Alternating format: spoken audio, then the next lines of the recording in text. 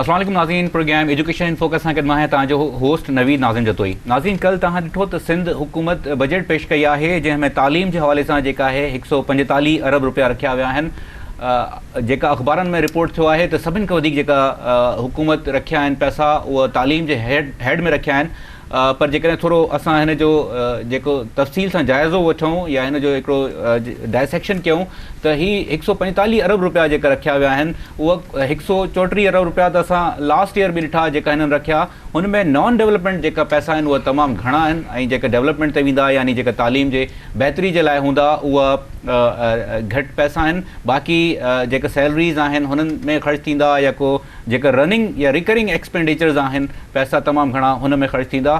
त जेको तालीम वारो ही इशू आहे बजट जो हुन खे बि असां जेको अॼोके पंहिंजे प्रोग्राम में डिस्कस कंदासीं। हुन सां गॾु सोसाइटी में जेको तालीम जो असां ॾिसूं था मुख़्तलिफ़ सर्वेज़ अचनि था, मुख़्तलिफ़ आर्टिकल्स अचनि था, हर रोज़ हर कंहिं वॾे अख़बार में कंहिं वॾे हुन में कॉलम पढ़ूं था त सिंध जी जेका तालीम आहे उनजी सूरत हाल तमामु ख़तरनाक तमामु ख़राबु आहे।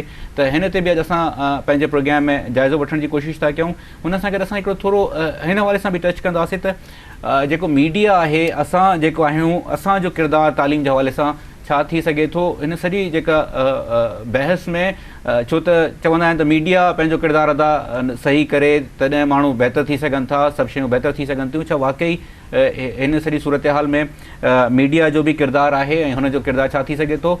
सिंध गवर्नमेंट जी जेका परफॉर्मेंस रही आहे ख़ासि तौर ते असां ॾिसूं था पाकिस्तान पीपल्स पार्टी खे हिकिड़ो सॼो टेन्योर मिलियो सिंध में। हिन टेन्योर खां पोइ तालीम जी जेका 5 सालनि खां पोइ सूरत हाल जेका चइणु घुरिजे त बहितरी अचणु खपे, छा हू वाक़ई बहितरी आई आहे या न आई आहे? असां जॾहिं एग्ज़ाम्पल्स हाणे ॾींदा आहियूं, कोट कंदा आहियूं नेशनल लेवल ते या सूबे जे लेवल ते असां पॉलिसियुनि जो ज़िक्र कंदा आहियूं त मुशर्रफ जी पॉलिसियुनि जे करे नुक़सानु थियो आहे या ज़ियाउल हक़ जी पॉलिसियुनि जे करे नुक़सानु थियो आहे। त छा फ़ाइदे में बि कॾहिं चई सघूं था त पाकिस्तान पीपल्स पार्टी जी हुकूमत जो फ़ाइदो 5 सालनि जी जेका जमहूरी हुकूमत रही आहे हुन जे करे को तालीम जे हवाले सां ख़ासि तौर ते को फ़ाइदो थियो आहे या न थियो आहे?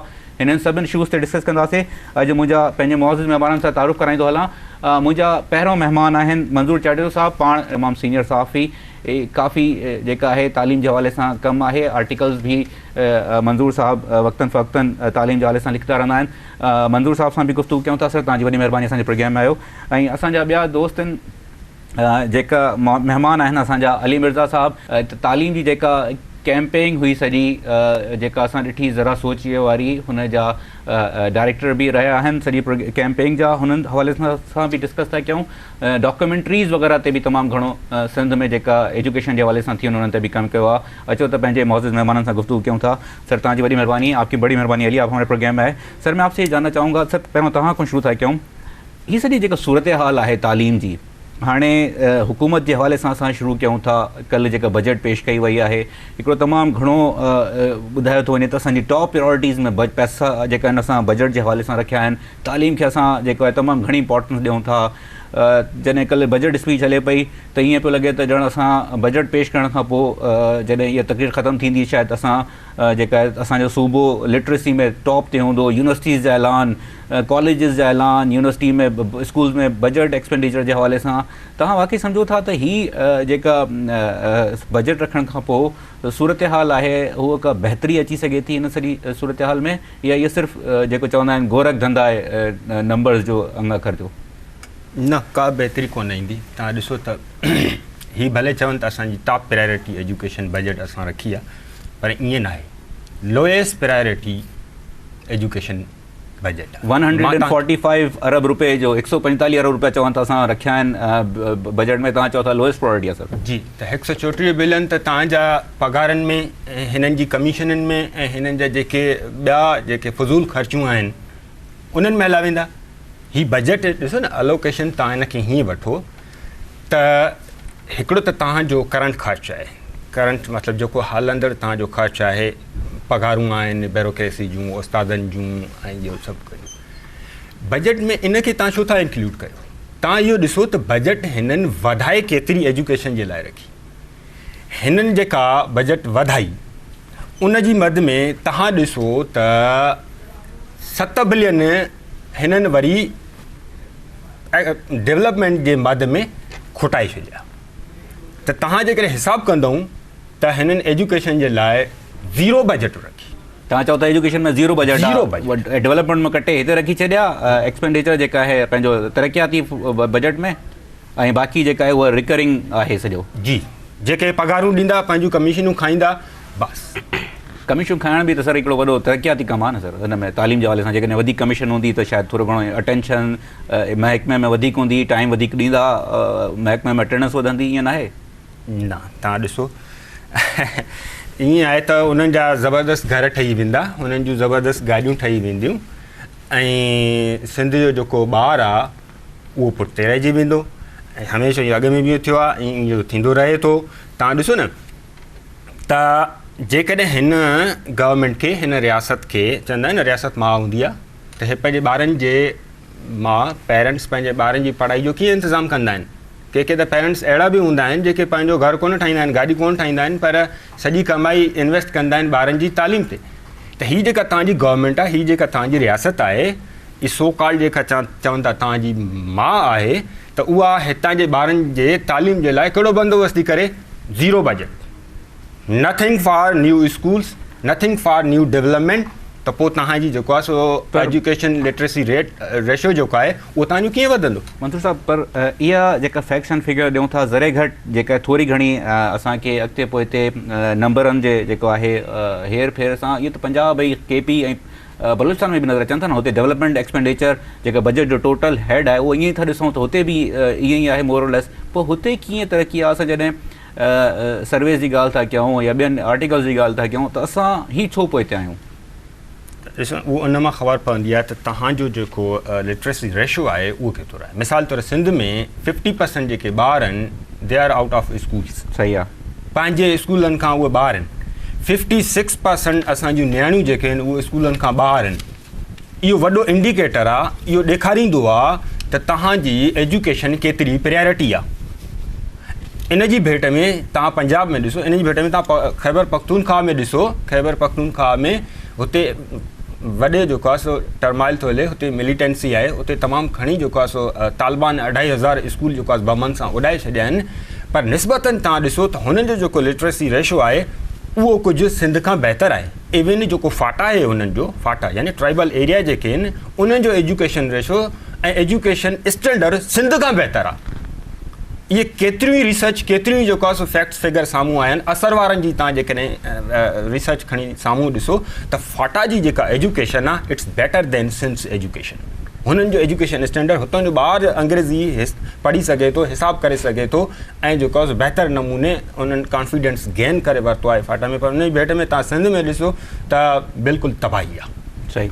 अली, मैं आपसे पूछना चाहूँगा कि डॉक्यूमेंट्रीज़ पे जब आप काम कर रहे थे, ये सारा आपने जो सिंध के हमारे सारे इलाके हैं जब हमने वो देखे, तालीम का बुनियादी तौर पे प्रॉब्लम आपको कहाँ नज़र आता है? आपको नज़र आता है कि हुकूमती इदारे अपना काम नहीं कर रहे हैं, ये मसला है? आपको ये नज़र आता है कि जो हुकूमत ने एक दफ़ा टीचर अपॉइंट कर दिए हैं, वो टीचर जो हम और आप में से हैं वो अपनी जगहों पे जाके अपना काम किरदार अदा नहीं कर रहे, या वालिदैन जाके स्कूल में अपने बच्चे के लिए खड़े नहीं होते, पूछते नहीं हैं, या बच्चों का जब वो कॉपी कर रहे हैं, कल्चर देख रहे हैं हम, आपको बुनियादी तौर पर मसला कहाँ नज़र आता है? अच्छा नवीद, इसमें प्रॉब्लम चांदी साहब ने जैसे कहा, उसमें एक बात मैं बढ़ा दूं कि एक चीज़ ये है कि जो बजट जिस तरह, पहले इस बात का जवाब देते हैं, जैसे ये कह रहे थे कि जो बजट जिस तरह बढ़ता है, पिछली दफ़ा 17 अरब रुपए थे मेरे ख्याल से डेवलपमेंट में, इस दफ़ा 10 अरब किए हैं।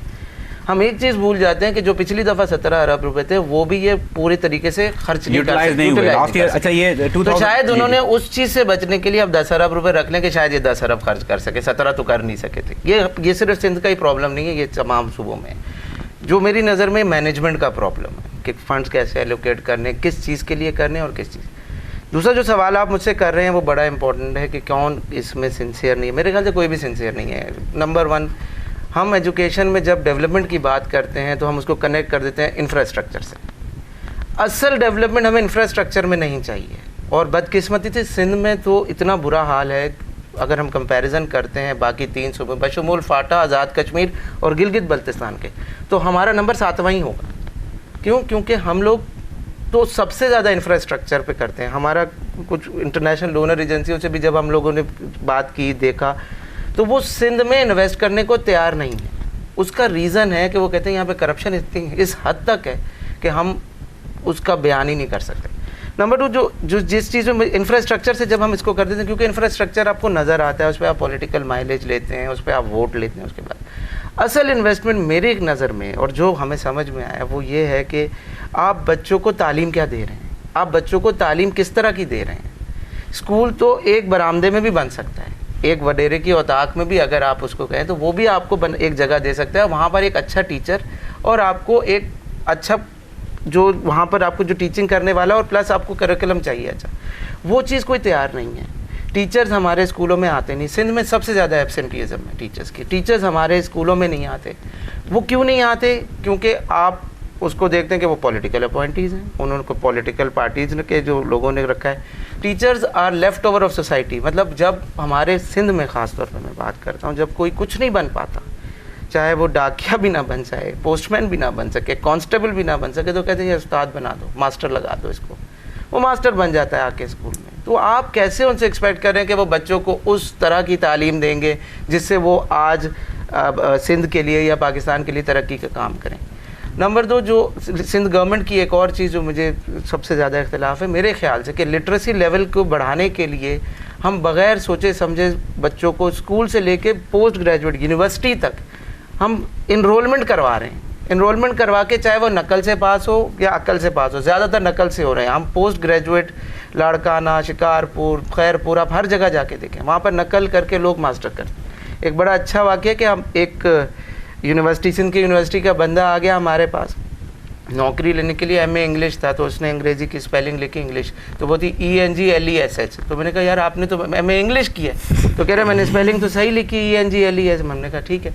इस हद तक बुराई हो चुकी है सिंध के अंदर, ये सिंध के अंदर है। इवन बलूचिस्तान, खैबर पख्तूनख्वा, पंजाब, वहाँ पर आपको पढ़ा लिखा बंदा नज़र आएगा। लेकिन चूंकि जो पहली मैं बात कर रहा था कि हम गलत जगह हमारी प्रायोरिटी है इन्वेस्टमेंट करने की, हमारी प्रायोरिटी है जो कि ज़रूरत है, लेकिन उससे ज़्यादा कुछ और चीज़ों की ज़रूरत है कि हम बिल्डिंग बना दें, एक स्कूल बना हुआ है उसके साथ एक और स्कूल खड़ा कर दें, और स्कूल के अंदर लैट्रीन बनाए, लैट्रीन 3 दफ़ा बना दें, जो चीज़ नहीं बनी उसको, क्योंकि उसमें कमीशन बनता है, बिल्कुल सही बात है।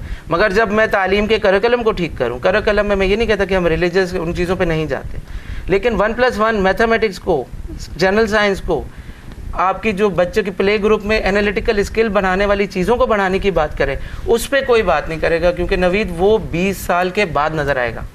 आज लेकिन अली लोग कहते हैं कि जो ये करिकुलम है वो तो यही सारे करिकुलम पढ़ के आप और हम और मंजूर साहब हमें नज़र आते हैं कि अच्छी पोजीशंस पे बैठे हुए हैं, इसी सारे सिस्टम से पढ़ के वो हायर जो है वो जो सर्विसेज हैं वो अदा कर रहे हैं। तो फिर कह रहे हैं कि बुनियादी तौर पे बहुत सारे लोगों का ख्याल ये है कि बुनियादी तौर पे तो करिकुलम बच्चों को 1+1 ही पढ़ाना है, उसमें क्या करिकुलम चेंज करने की ज़रूरत है।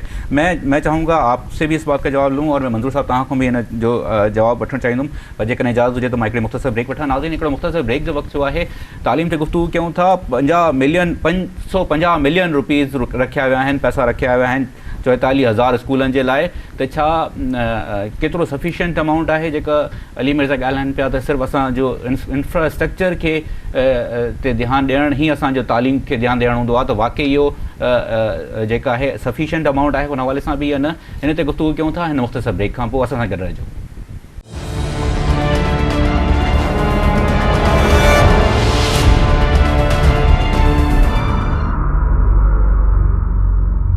वेलकम बैक नाज़रीन, अचो त गुफ़्तगू कयूं था। ब्रेक ते वञण खां पहिरियों मां सुवाल पुछियो त जेका करिकुलम जी ॻाल्हि थिए थी, निसाब जी जेका ॻाल्हि ॿोल थिए थी, चवनि था त इहो निसाब पढ़ी जेका असां वटि हाणे डॉक्टर्स बि हुया, असां वटि इंजीनियर्स बि पैदा थिया आहिनि, त छा निसाब जेका आहे उन में बेसिकली प्रॉब्लम आहे या जेका आहे ॿिया बि प्रॉब्लम आहिनि? मंजूर साहब, मां पहिरियों तव्हां खां चाहींदुमि, तव्हां छो त थोरली हिननि सभिनी शयुनि खे ॾिठो आहे, जॾहिं तव्हां मुख़्तलिफ़ आर्टिकल्स लिखिया आहिनि, त तव्हां सम्झो था त प्रॉब्लम निसाब जे हवाले सां बि आहे?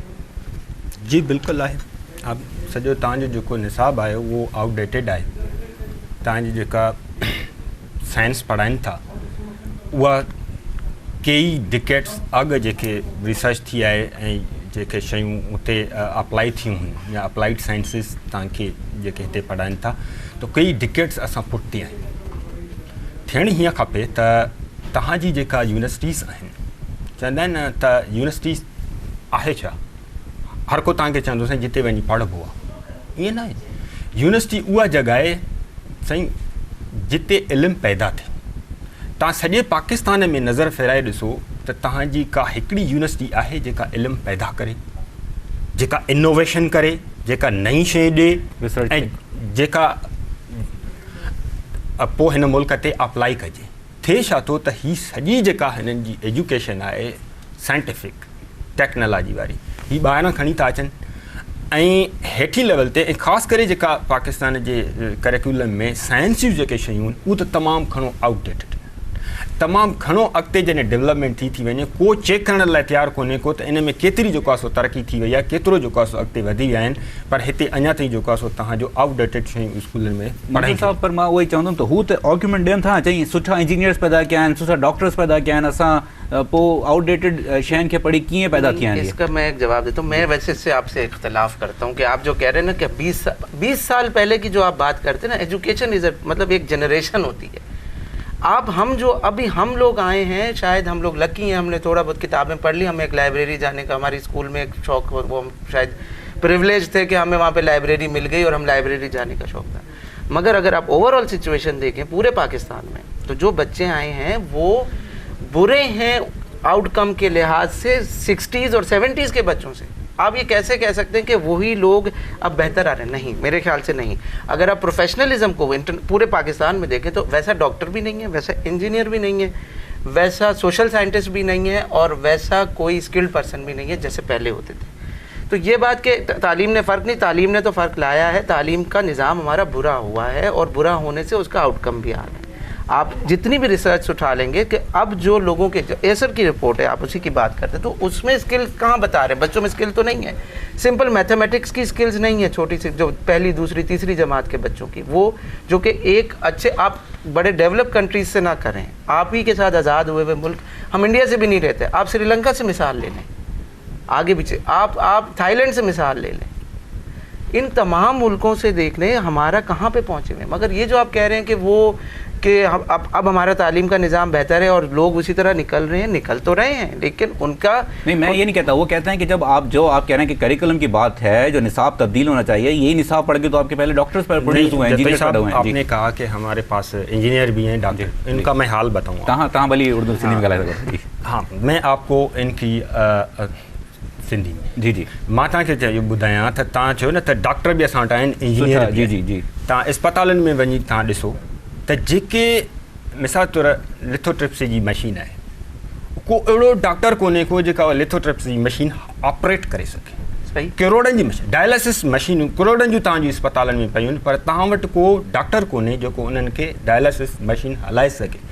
उहो इस्पतालनि में एतिरा मॉडर्न जेको आहे सो अची विया आहिनि तव्हांजा गैजेट्स ऐं तव्हांजी ऑपरेशन इक्विपमेंट जेको हिते हलाइण लाइ तयारु कोन्हे। तव्हां इंजीनियरनि जी ॻाल्हि कई त असां वटि इंजीनियर बि आहिनि, तव्हां पंहिंजे रोडनि जी हालत वञी ॾिसो, तव्हां पंहिंजे बिल्डिंग्स जी वञी हालत ॾिसो, तव्हांखे अंदाज़ो थी वेंदो त इहे असांजा इंजीनियर ऐं डॉक्टर। मीडिया में देख ले, मैं हम बाहर ही नहीं जाते, आप हर जगह मीडिया में देख लें, हमारे प्रोफेशनल लेवल हर जगह पे गिरा है। ये इन जे करे आहे त तव्हांजो जेको करिकुलम आहे उहो एतिरो आउटडेटेड आहे, एतिरो जेको आहे सो उहो पुठिते आहे त जेका अप टू डेट नॉलेज आहे, साइंस आहे, टेक्नोलॉजी आहे, उहो हिननि खां जेको आहे सो बिल्कुलु सम्झ खां ॿाहिरि आहे। अच्छा सर, गवर्नमेंट जी ॻाल्हि था कयूं, जॾहिं वापसि अचूं था, मां पाकिस्तान जेको इंट्रो में चयो त 5 साल पाकिस्तान पीपल्स पार्टी खे मिलिया, हाणे 6 साल तक़रीबन पूरो थी वियो आहे। हिकिड़ी बजट पहिरों पेश कई आहे, बाक़ी बजट्स हिननि पेश कयूं आहिनि। हुन खां पहिरों असां काफ़ी शयुनि जो जॾहिं सोसाइटी जो हिकिड़ो सोशल फैब्रिक जी ॻाल्हि कंदा आहियूं, जेको प्रॉब्लम्स बुराइयुनि जी ॻाल्हि कंदा आहियूं, त असां चवंदा आहियूं त मुशर्रफ दौर जी या ज़िया दौर जी पैदा थियल जेका असां अञा ताईं भोॻियूं था, त हू जेकॾहिं 15, 18, 20, 22 साल पुराणी ॻाल्हियूं थी वियूं आहिनि, हुननि खे बि असां हिन वक़्तु रेफरेंस पॉइंट यूज़ कयूं था त हे लास्ट जा 5 ईयर्स जेके आहिनि, 5 साल हुननि जा, हाणे 6 साल, नेक्स्ट 7 साल शुरू थी वियो आहे, हुनखे असां पैमानो छो न ठाहे सघिया आहियूं को बहितरी जो? साईं बिल्कुलु इहो तमामु घणो बहस थियो आहे, शायदि अॻु में तव्हांजे प्रोग्राम्स में बि अहिड़े क़िस्म जो बहस थियो हूंदो। मूंखे मां हीअं थो सम्झां त जेको हिकिड़ो उस्ताद आहे जंहिं मुशर्रफ जे दौर में 10 साल न पढ़ायो, उनखे छुटी ॾिनी वई त बाबा तूं जेको आहे सो घर वेठे वञी पघार खण, तूं वीज़ा ते हलियो वञु, उहो हाणे छो पढ़ाईंदो? हिकिड़ो सिंपल मतिलबु हुनखे आदत पइजी वई स्कूल न वञण जी, हुनखे आदत पइजी वई घर वेठे पघार खणण जी, हराम खाइण जी। उहो उन मां उमेदु छो कजे त उहो अॼु वञी स्कूल में पढ़ाईंदो? जेको हिकिड़ो तव्हांजो ईडीओ आहे जेको ब्यूरोक्रेट आहे उन जे लाइ इहो तय आहे त बाबा 50% तुंहिंजा आहिनि 50% जेको नाज़िम जा आहिनि हिकिड़ो जेको तव्हांजो TMO आहे उन जे लाइ इहो तय आहे त बाबा 50% तुंहिंजा आहिनि 50% नाज़िम जा आहिनि त तव्हांखे शहर में पाणी छो मिलंदो शहर जो जेको सफ़ाई जो अमलो आहे उनखे पघारूं छो मिलंदियूं छा आहे त तय थो थिए तव्हांजी सोसाइटी समाज करप्ट थी जीअं हिकिड़े कंहिं माण्हू खे बीमारी वठंदी आहे ऐं बीमारी हुनखे जीअं वकोड़े वेंदी आहे उहा बीमारी जॾहिं नाक़ाबिले इलाज हूंदी आहे त उनजो मौत यकीनी हूंदो आहे तव्हांजे समाज खे हिकिड़ी अहिड़ी बीमारी वकोड़े वई आहे जंहिंमां तव्हां जेको आहे उनखे जेसीं ताईं उनजो ठीकु इलाज करे ऐं उनखे कढो नथा तव्हांजे जे तव्हां उमेदु था कयो त तव्हांजा उस्ताद वञी उते पढ़ाईंदा वञी स्कूलनि में ईअं कॾहिं न थींदो मंजूर साहब मां माज़रत खां वरी तव्हांखां पुछणु थो चाहियां अली खां बि मां हिन ॻाल्हि ते राय वठणु चाहींदुमि त मास्तर जेके आहिनि उहो को सर ॿिए प्लैनेट मां त नथा अचनि तव्हां हूंदो मुंहिंजो भाउ हूंदो मुंहिंजो फादर हूंदो तव्हां जेको को कज़न हूंदो अली जा को माइट हूंदा उहो बि जॾहिं असां ॾिसूं था मां शायदि हिन ॻाल्हि ते तव्हां मुंहिंजी ओपनली हा कयो या न कयो पर जॾहिं मीडिया किथे असां जेको भाउ फासी पवंदो आहे या तव्हां ॾिठा त मीडिया जी जॾहिं लिस्ट जारी थी त जेका टीचर्स आहिनि त सभिनि खां वधीक हुन ते जेका शोर कयो उहो बि मीडिया कयो त सर हीअ जेको तव्हां ॻाल्हि था कयो त मास्तर मुशर्रफ जे दौर में न वेंदा हो हाणे कीअं वेंदा त हू त पोइ तव्हां ई मां आहियूं न सर हू त ॿिया माण्हू न आहिनि ॾिसो मां अर्ज़ु कयो त हिकिड़ो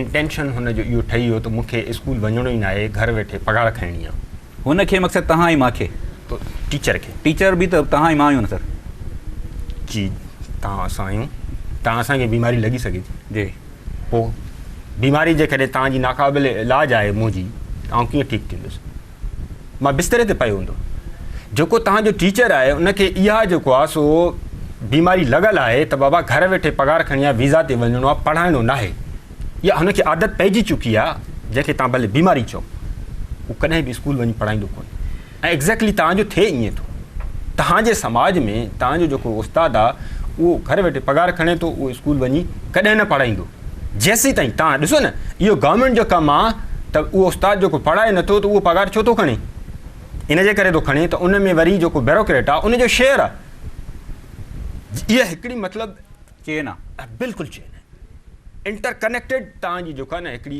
आहे इहा शइ जेका तव्हांजे तालीम जे सॼे निज़ाम खे हाईजेक करे वेठी आहे सही अली आप क्या कहेंगे सोसाइटी में भी तो टीचर और आप जो हम बात करते हैं टीचर नहीं पढ़ा रहे वो आप और मैं ही तो है ना बिल्कुल हम में से हैं हम बाहर से चाइना से नहीं आएंगे इम्पोर्ट भी नहीं कर सकते टीचर अगर बस में हो तो करवा लेने चाहिए ज़्यादा बेहतर हो जाए लेकिन ऐसा नहीं है ये होता क्या है कि इसमें कमिटमेंट का मसला है अब देखिए टीचर जो है सबसे आसान है पॉलिटिकल माइलेज हासिल करने के लिए आपने गांव में टीचर लगवा दिया अपना वही टीचर जो है अगला पोलिंग एजेंट आपका प्रिजाइडिंग अफसर भी होगा आपके इलेक्शन एक नंबर ये दूसरा ये कि जिस तरह आज हमारा बजट आया कि 145 बिलियन में से 134 बिलियन रुपीज़ यानी 134 अरब रुपया तो तनख्वाहों और नॉन डेवलपमेंट फंड्स के लिए तो ये 134 बिलियन इन डिस्ट्रिक्ट्स में डिवाइड होगा ना इन्हीं लोगों को मिलेगा आपने उनको रखवा लिया आपने टीचर बना दिया अब वो जाए या ना जाए उससे कोई उस MNA MPA को उस इलाके के जो EDO है उसको सरोकार नहीं है उसको ये है कि भाई मेरे बंदे इतने लग गए एक तो सबसे बड़ा मसला ये है नंबर दूसरा मसला ये कि 13,000 का फिगर हमने देखा पेश किया गया कि जो टीचर और अगर 6,000 स्कूलों जे लाइ तव्हांजा मिनिस्टर चवनि था on floor of the assembly ऐसे टीचर हैं ऐसे मैं उमरकोट में गया हूँ मैं बदीन में हमने देखा जामशोरों में हमने देखा है घोटकी में देखा है लाड़काना सोबोदेरो ऐसे स्कूल हैं यूँ स्कूल हैं एक किलोमीटर के फासले पे स्कूल हैं लेकिन उसमें टीचर नहीं है आपके पास इतनी बिल्डिंगें खड़ी हैं टीचर्स नहीं है टीचर्स आपने जाके वहाँ पे रोल कॉल निकाले तो पता चलेगा ये फलाना है ये ढमकाना कौन के स्वीपर तक कौन है अब ये आप सोच नहीं सकते ऐसी भी जगह देखी गई है कि एक MNA की कोई जानने वाली वो स्वीपर की पोस्ट में तो हम जो कच्ची में स्वीपर नहीं था ऐसी भी चीज़ें हैं क्योंकि एक तो ये सबसे बड़ा मसला है नंबर दूसरा मसला ये है कि जो मैनेज कर रहे हैं डिस्ट्रिक्ट्स को यानी DOs जो हैं डिस्ट्रिक्ट ऑफिसर्स जो हैं एजुकेशन के ये वही टीचर कैडर से लोग होते हैं मेरे ख्याल से और ये इंटरनेशनली भी हो गया है कि अब तो MBA भी जो है एजुकेशन पे कराया जाता है ये प्योरली मैनेजमेंट का काम है आपने कभी इस तरफ आपकी कमिटमेंट ही नहीं रही कि आप एजुकेशन को एज एक इन्वेस्टमेंट समझे पाकिस्तान के लिए या सिंध के लिए इसमें मेरी तमाम पॉलिटिकल पार्टी से है सिर्फ पीपल्स पार्टी से मैं नहीं कहता भुट्टो साहब का बहुत बड़ा विजन था, भुट्टो साहब एक लीडर थे, मेरे ख्याल से अगर वो आज होते तो शायद चीज़ें डिफरेंट होती, लेकिन पीछे आते आते चीज़ें बहुत तबाह हो गई इस चीज़ में। और उसमें अगर हम इस थोड़ी सी डिबेट से आगे जाएंगे, डेमोक्रेसी को नहीं पनपने दिया गया, ये भी एक रीज़न होगी। लेकिन हम वापस अपनी उस चीज़ पे आते हैं, तो मेरे ख्याल से कमिटमेंट कभी भी नहीं रही, क्योंकि हमने इसको कभी इन्वेस्टमेंट नहीं समझा तालीम को, क्योंकि ये इन्वेस्टमेंट लॉन्ग टर्म है और हम शॉर्ट टर्म सोचने वाली कौम है, और ख़ास तौर पे सिंध में तो इसका सबसे ज़्यादा नुकसान सिंध को हुआ है। सिंध में इस वक्त आपके पास ना तो इंफ्रास्ट्रक्चर है, आप लाड़काना जैसे शहर को देख लें, वहाँ से कितने प्राइम मिनिस्टर गुजरे, चीफ मिनिस्टर गुजरे, नवाब शाह को देख लें, वो किसी भी सूरत में शहर कहने के काबिल नहीं है। इन तमाम चीज़ों के पीछे फिर तालीम मेरे ख्याल से बड़ा बेसिक प्रॉब्लम है, और उसमें किसी पॉलिटिकल पार्टी की चाहे वो कौम परस्ती क्यों ना हो, वो नारा जिए सिंध का लगाते हैं, लेकिन जिए सिंध तब तक नहीं हो सकता जब तक तालीम जो है, आप एक सिंधी बच्चे को तालीम नहीं देते, और तालीम इन रियल सेंस नहीं देते। मेरे ख्याल से हम सबका कसूर है, और ख़ास तौर पे जो गवर्नमेंट्स नहीं है, जिसमें पीपल्स पार्टी का सबसे बड़ा किरदार है, क्योंकि उनको हम ज़रूर पॉइंट आउट करेंगे कि सबसे ज़्यादा गवर्नमेंट उन्होंने यहाँ पे चलाई, चाहे वो मुशर्रफ का दौर हो, चाहे वो मुशर्रफ के बाद का दौर हो, इनका किरदार रहा है यहाँ पे, ज़िले हुकूमतों में किरदार रहा है। उसको क्यों भूल रहे हैं? क्या 2000 जब ये हुआ है, ज़िले हुकूमतें आई हैं, तो सिंध के ज़्यादातर अजला में पीपल्स पार्टी की ज़िले हुकूमतें थी, लेकिन फिर भी अगर आप देखें कमिटमेंट क्यों नहीं है, क्योंकि लॉन्ग टर्म सोचते नहीं है, क्योंकि ये इन्वेस्टमेंट हम समझते नहीं हैं। और तीसरी चीज़ कि इसको हम पॉलिटिकल माइलेज समझते हैं कि पॉलिटिकल हमने फ़ायदा उठाना है, टीचर अपॉइंट करा लो, स्कूल जाए ना जाए, घोस्ट स्कूल हो या घोस्ट टीचर हो, कोई फ़र्क नहीं पड़ता। फ़र्क ये पड़ता है कि मुझे और आपको, या तो शायद जानबूझ के करते हैं ये कि ताकि आप क्वेश्चन ना करें, क्वेश्चन आम आदमी ना करे, क्योंकि जब वो क्वेश्चन करेगा तो अपने राइट मांगेगा, और जब वो राइट मांगेगा तो फिर बड़े बड़े लोगों की जो है ना तख्त हिल जाते हैं। इजाज़त नहीं तो एक ब्रेक ले लें, साईं वापस अचूं था। पोइ सोसाइटी जो जेको अली ॻाल्हि कई त पोइ जिते पाकिस्तान पीपल्स पार्टी जी ॻाल्हि था कयूं, हुते पोइ कॉम परस्तनि जी बि ॻाल्हि कजे, या ॿिया जेका असांजा स्टेक होल्डर्स आहिनि हुननि जी बि ॻाल्हि कयूं, त तव्हां ॾिसो था त को सीरियस तबिको बि आहे, जेकॾहिं सियासी असांजी पार्टी जेका नथी कमु कनि, त ॿियो तव्हांखे को सियासी ॿियो को ऑल्टरनेट जेको सीरियसली कमु कंदड़ इंक्लूडिंग मीडिया नज़र अचे थो, त को फोकस कनि था एजुकेशन, हुननि जी प्रायोरिटी आहे, जेकॾहिं सियासतदान जी या जीअं अली चयो त पीपल्स ॿियनि जी एतिरी प्रायोरिटी न रही आहे, त मां तव्हां खां ब्रेक खां पोइ पुछणु चाहींदुमि त तव्हां सम्झो था त ॿियनि जी प्रायोरिटी रही आहे। नाज़रीन, मुख़्तसर ब्रेक जो वक़्तु थियो आहे, ब्रेक वठूं था, वापसि अची हिन गुफ़्तगू खे अॻिते था वधायूं, तव्हां असां सां गॾु रहिजो।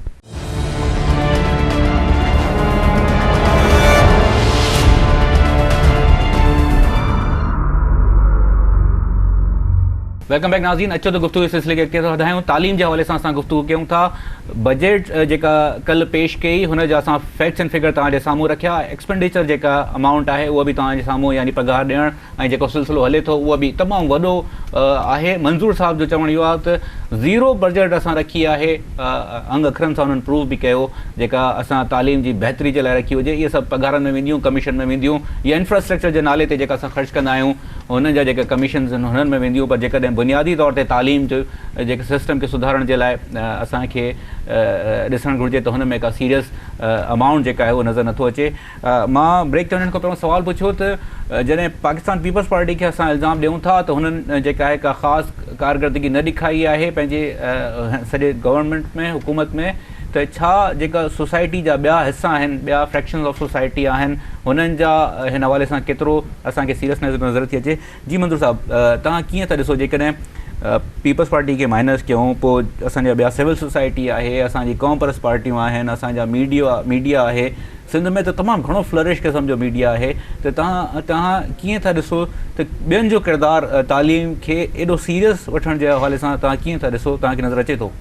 ॾिसो न, सदाईं ॻाल्हि थी आहे पीपल्स पार्टी, इन जे करे त उहो गवर्नमेंट में वेठा आहिनि ऐं ॻाल्हि थियण बि खपे, उन्हनि सां उनजी अकाउंटेबिलिटी, उन्हनि जो हिसाब किताब जेको आहे सो उन्हनि खे ॾियणु खपे, बिल्कुलु सही आहे। तव्हां था पुछो त ॿिया अल्टरनेटिव्स, जी हुननि था कयूं, टिनी ते था ॻाल्हायूं, जेके तव्हां अल्टरनेटिव्स ॿुधाया, कॉम परस्त आहिनि, सिविल सोसाइटी आहे, मीडिया आहे, इहे तव्हां पुछा? जी सर, बिल्कुलु टिनी ते था ॻाल्हाइनि। तव्हां ॾिसो न, तव्हांजो कॉम परस्तनि खां शुरूआति था कयूं। पीपल्स पार्टी जो हिकिड़ो जेको मिनिस्टर आहे करप्शन करे थो, कमीशनूं खाए थो, तव्हांजे रेवेन्यू जो मिनिस्टर आहे, तव्हांजो कूड़ियूं स्कीमूं हलाइनि था, ज़ुल्फ़ाराबाद ठाहिनि था, सभु कुझु कनि था, छो त हू मिनिस्टर आहे, उन लेवल जी तव्हांजे करप्शन कंदो। पर तव्हांजो हिकिड़ो जेको कॉम परस्त कारकुन आहे, उहे जेके प्लाटनि ते कब्ज़ा था कनि जेके तव्हांजे कॉम्पर्स कारकुन जेको तव्हांजो भतो थो वठे, तव्हां रुगो थोरो हिसाबु लॻायो त सुभाणे जॾहिं उहो मिनिस्टर जी लेवल ताईं पहुचंदो त अॼु जेको भता थो वठे, अॼु जेको प्लाट ते कब्ज़ा थो करे, सुभाणे इहे सॼी सिंध कपाए छॾींदो। इहो आहे तव्हांजो अल्टरनेटिव सियासत में। करप्शन वॾे लेवल ते कयो या करप्शन नंढी लेवल ते कयो, ॻाल्हि बराबरि आहे। केतिरा ई हिते जेको आहे अहिड़ा तव्हांजा कॉम्पर्स पार्टियूं बि आहिनि जिन स्कूलनि ऐं कॉलेजनि ते कब्ज़ा करे वेठा आहिनि। इहो तव्हांजो अल्टरनेटिव आहे? नो, नॉट एट ऑल। तव्हांखे इहो जेकॾहिं तव्हांखे फ़िक्र आहे पंहिंजी धरतीअ जो, त तव्हांखे हिकिड़ो क्लीन अल्टरनेटिव ॾियणो पवंदो, जंहिंमें पूरी तव्हांजी साख हुजे, जंहिंमें तव्हांजो पूरो यकीन हुजे त अॻिते हली जेको आहे सो इहे पीपल्स पार्टी वांगुरु साबित कोन थींदा। सही। तालीम जे हवाले सां सर मां वरी वापसि थो अचां, माफ़ु कजो मां तव्हांजी ॻाल्हि बि कट कयां थो। तव्हांखे हिन हवाले सां नज़र अचे थो त को ॿियो जेकॾहिं हिकिड़ा कल्प्रिट्स आहिनि त ॿिया बि तव्हांखे नज़र अचे थो त को उन्हनि जी अटेंशन, हुननि जी प्रायोरिटी, हुननि जी डिवोशन जेका आहे, डिवोटेडनेस ओतिरी नज़र अचे थी त हू शायदि एजेंडा ते पहिरें नंबर ते तालीम खे रखंदा हुजनि। ॾिसो, बदकिस्मती सां तव्हांजे समाज जो जेकॾहिं को तबिको नाकारा थी वञे त अहिड़ो तबिको हुजे जेको समाज खे संभाले, सिंध में को कोन्हे। इहा वॾी ट्रेजेडी आहे त तव्हांजे समाज जा जेके तबिका नाकाम विया आहिनि। अफ़सोस जी ॻाल्हि आहे, पोइ त माना सूरत हाल का बहितरी जी उमेदु तव्हांखे नज़र नथी अचे। पोइ त जेकॾहिं तव्हांजी स्टेटमेंट खे असां ॾिसूं सर, पोइ त ईंदड़ सालनि में जॾहिं असांजा ॿार हूंदा त पोइ कीअं थींदा? हे त तबाही जी तरफ़ असां तक़रीबन हलिया विया आहियूं। जी बिल्कुलु, छो जो ॾिसो न, तबाही जी तरफ़ वञूं था, यकीनी आहे तव्हांजे लिटरेसी जेको रेशो आहे उहो घटंदो थो वञे, बाक़ी दुनिया जे ॿियनि क़ौमुनि में उहो वधंदो थो वञे। तव्हांजा जेके बि इंडिकेटर खणो, जी हीअं एजुकेशन ते त असां ॻाल्हायूं, तंहिंजे करे असां ॿियनि शयुनि सब्जेक्ट्स ॾे नथा वञूं, पर उन्हनि ते तव्हां नज़र फेराए ॾिसो त सभु तव्हांजा इंडिकेटर्स डाउन था वञनि। उनखां पोइ तव्हां सिविल सोसाइटी जो पुछो, तव्हां जेको आहे मीडिया जो पुछो। ॾिसो न, मीडिया जो हिकिड़ो पंहिंजो रोल आहे, हिकिड़े सर्टेन लेवल ते मीडिया प्रेशर डेवलप करे सघे थी, हिकिड़े जेको आहे सो ओपिनियन ठाहे सघे थी मीडिया। त मीडिया कांट फिक्स के हाउ टू रन स्कूल्स। उहे माण्हू हूंदा, उहे समाज जा हिकिड़ा तबिका हूंदा जेके तव्हांखे कंदा। अॻे कुझु छा हुयो त कुझु असांजो अदीब तबिको, असांजो कुझु सियासी तबिको, को स्टडी सर्किल हलाईंदा हुया। यूनिवर्सिटियुनि में जेकॾहिं एजुकेशन बंदि हुई त स्टडी सर्किल्स जे ज़रिए तव्हांजा कुझु माण्हू पैदा थिया जेके अॼु असां सभु मीडिया में वेठा आहियूं। सॉरी मैं आपकी बात, यही वही बात है जो अभी आप पहले एक सवाल कर रहे थे ना, 80s में 70s में ये थे स्टडी सर्कल के, हमारे गांव में लोग बैठते थे और एक दूसरे को पढ़ाते थे, तो अच्छे लोग आए, लेकिन अब वो चीज़ें ख़त्म होती जा रही। इन्हीं की एक चीज़ में मैं और इजाफा थोड़ा सा करना चाह रहा था कि जिस तरह ये कह रहे हैं कि मीडिया का जो किरदार है, मीडिया का किरदार सिर्फ पॉइंट आउट करना होता है, और मेरे ख्याल से होना भी ये चाहिए। हम कोई कोर्ट नहीं है कि हम यहाँ पे डिसीजन दे दें, कि हम आके बोल दें कि नहीं जी ये चीज़ आप इस तरह सही कर दें। सही करना जो है वो पॉलिटिकल पार्टी का काम, मतलब गवर्नमेंट का काम है, और जो उनके जो सर्कल्स हैं उनका काम है जो असर रखते हैं उधर। हमारा काम है, जो मैं समझता हूँ, कि हम एक गलती की पॉइंट आउट कर दें कि यहाँ पर ये गलती है, आप इसको सुधारें, और फिर इतना बम्बार्ड करें उस गलती को कि वो इसको करने पे मजबूर हो जाए। ठीक, आप समझते हैं पॉइंट आउट करने वाला काम भी हमने ऑनेस्टी से अब तक किया हमने नहीं किया? मैं ये नहीं समझता कि हमने आज तक किया, क्योंकि हम भी कराची, इस्लामाबाद के एसी कमरों में बैठ के खुशदार और नौ डेरों और रतो डेरों और सोबो डेरों के फैसले कर रहे होते हैं, जो कि मेरे ख्याल से जायज़ नहीं है।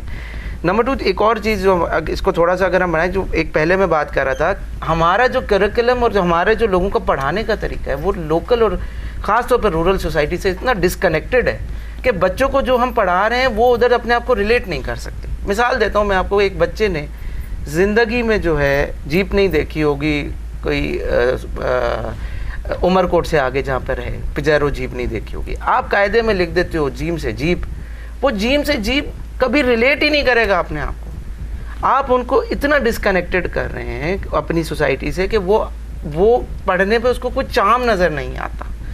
यही चीज़ हो रही है। हम क्यों नहीं उन इलाकों के लिहाज से अपना सिलेबस, करिकुलम एक नेशनल चीज़ है, भले 18th अमेंडमेंट के बाद वो प्रोविंशियल भी हो गया, उसको आप भले एक गाइडलाइन रखें, लेकिन उसके नीचे सिलेबस ऐसा क्यों नहीं कि मीरपुर खास के बच्चे को आम के ऊपर जो है उसको मोहब्बत पैदा करें, ताकि हम एंटरप्रेन्योर पैदा कर सकें। अभी तो ये हो रहा है कि जो बच्चा पढ़ भी रहा है, वो बच्चा पढ़ने के बाद एलियन हो जाता है और वो कहता है मुझे क्लर्क बना दो 6,000 रुपये का या 10,000 रुपये का, लेकिन एंटरप्रेन्योर नहीं बनेगा, कभी मछेरा नहीं बनेगा ठट्टा का लड़का। वो कहेगा ये तो गंदे लोगों का काम है, और हमने प्रैक्टिकली देखा है ये चीज़। एक इसमें है, क्योंकि हम थोड़ा सा ऑप्टिमिस्टिक भी होना चाहिए, अभी भी उम्मीद तो नहीं छोड़नी चाहिए। अगर गवर्नमेंट ये सिर्फ कर दे कि एजुकेशन कैडर को डिवाइड कर दे 2 चीज़ों में, management cadre and academic cadre में, तो और फिर प्रोफेशनल लोग लेके आए। इस मुल्क की बदकिस्मती है कि इस मुल्क में CSS होता है, इस मुल्क के CSS में हर किस्म का ग्रुप है, accounts group, custom group, railway group, post office group, मगर जो बैकबोन है इस मुल्क की एजुकेशन, उसका कोई नाम ही नहीं एजुकेशन ग्रुप का। जो वो प्रोविंशियल कमीशन होते हैं उसमें भी लेक्चरर रखने के लिए कभी आपने मैनेजर्स नहीं रखे कि एक आप डिस्ट्रिक्ट को मैनेज करने वाला एक मैनेजर हो। 21वीं सदी आ गई है, अब हम कोई 18वीं सदी में नहीं रहते। तो मेरी नज़र में अगर इन चीज़ों को आहिस्ता आहिस्ता भी अगर लॉन्ग टर्म प्लानिंग के साथ, ये नहीं कि आज अगर आप करेंगे तो ये 4 साल में तो ये गवर्नमेंट के जब तक रिजल्ट इलेक्शन होंगे तब तक ये इनको कोई इसका रिजल्ट नहीं मिलेगा। आज ये करेंगे तो 20 साल बाद, क्योंकि एजुकेशन की इन्वेस्टमेंट बहुत लॉन्ग टर्म है। लेकिन यही हमारी डेवलपमेंट की मेरे ख्याल से बुनियाद होगी अगर आपने एजुकेशन पे, ख़ास तौर पे सिंध में आपने ये अब फैसला नहीं किया कि एजुकेशन पर रियल इन्वेस्टमेंट करनी है। तो मैं कहता हूँ अगर 10 अरब रुपए भी ये रियल इन्वेस्टमेंट कर देना, रियल इन्वेस्टमेंट, तो आपको 5 साल के अंदर थोड़ी तब्दीली नज़र आएगी। मंजूर साहब, लास्ट में मां पुछणु चाहींदुमि, तव्हां जो मुंहिंजो किरदारु काॾे कीअं असां हिन सोसाइटी में तालीम जे हवाले सां बहितरी जे लाइ तव्हां ऐं मां पंहिंजो किरदारु अदा करे सघूं था?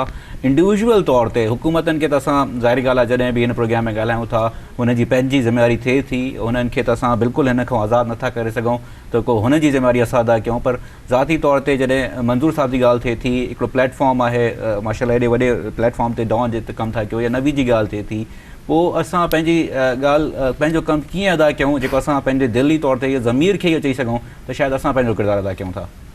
साईं, हाणे मां साफ़ ई आहियां, एजुकेशन मिनिस्टर जो कमु मां नथो करे सघां। सही, साफ़ ई जी हैसियत में मां लिखी सघां थो। जेकॾहिं तव्हां मुंहिंजी performance age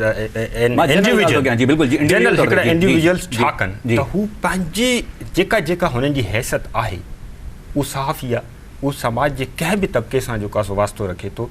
no compromise in education. Education जे लाइ हू पंहिंजे ॿारनि खे जेको आहे स्कूल में मोकिलिनि, पंहिंजे पाड़े जे ॿारनि खे स्कूल में मोकिलिनि, बल्कि मां त चवां थो हिकिड़ो एनरोलमेंट डे मल्हाइजे सिंध में।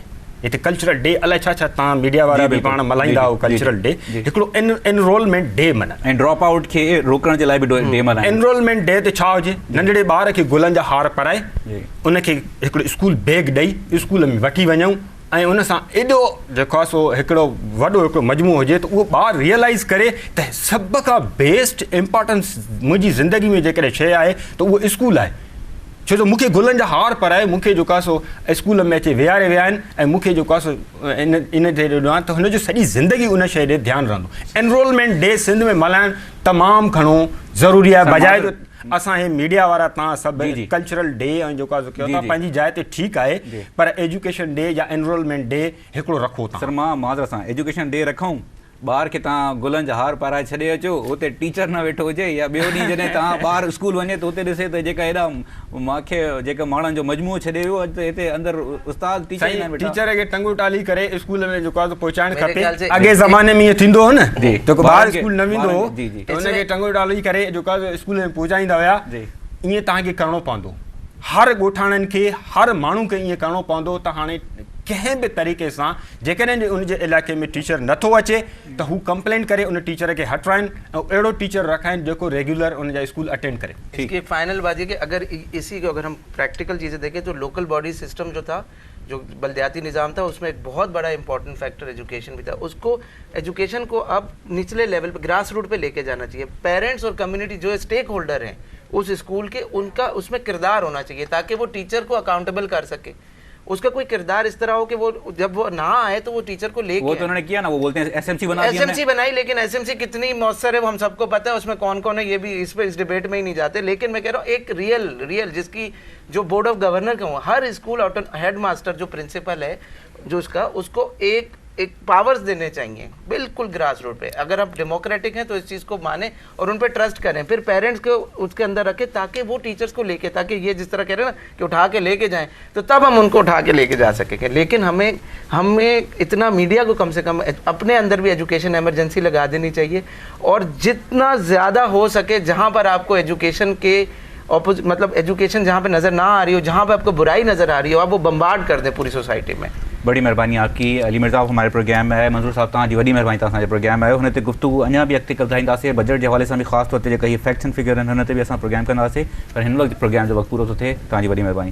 नाज़रीन, गुफ्तगू तव्हां ॿुधी तालीम जे हवाले सां तक़रीबन ॿिन्हिनि महिमाननि जी तक़रीबन हिन ॻाल्हि ते जेका आहे उहा कंसेंसस हुई त इंडिविजुअल तौर ते बि ज़िम्मेवारी आहे असांजी, ऐं असांखे हिन वक़्तु जेकॾहिं असां पंहिंजो किरदारु अदा न कंदासीं त जेका क़ौमनि जो बका आहे, क़ौमनि जो जेको जापो आहे उहो ख़तरे में पइजी वेंदो। ऐं हिन वक़्तु असां वॾे ख़तरे वारी जेका आहे पोज़ीशन में आहियूं। जेकॾहिं थोरो बहितरी चाहियूं था त तव्हां ऐं मूंखे सभिनि खे पंहिंजो किरदारु अदा करणो पवंदो। तालीम जे हवाले सां ख़ासि तौर ते असांखे जेका पंहिंजे नियाणे जी तालीम आहे हुननि खे ज़रूरु फोकस रखणो पवंदो, छो त असां ॾिसूं था ड्रॉप आउट रेट्स ऐं असांजी जेका नियाणे जी तालीम आहे उहा तमामु असां हुनखे घटि प्रायोरिटी ॾियूं था, अहमियत घटि ॾियूं था। पर जेकॾहिं हिकिड़ी सुठी माउ हूंदी त उहो सॼो घरु सुठो हूंदो, हिकिड़ी फैमिली सॼो सुठो हूंदी, मुआशिरो सुठो थी सघे थो। ऐं जेकॾहिं हिकिड़ी पढ़ियल लिखियल नियाणी आहे त हू पंहिंजे जेका ईंदड़ जेका आहिनि सभिनि खे तालीम जी तरफ़ ज़रूरु वठी ईंदी। हिन करे तव्हांजी मुंहिंजी ज़रूरु इहा कोशिशि हुजे त असां पंहिंजे ॿारनि खे ख़ासि तौर ते नियाणियुनि खे तालीम ज़रूरु ॾियूं। हिन सां गॾु पंहिंजे मेज़बान नवीद नाज़िम जतोई खे ॾींदा इजाज़त। अल्लाह निगहबान।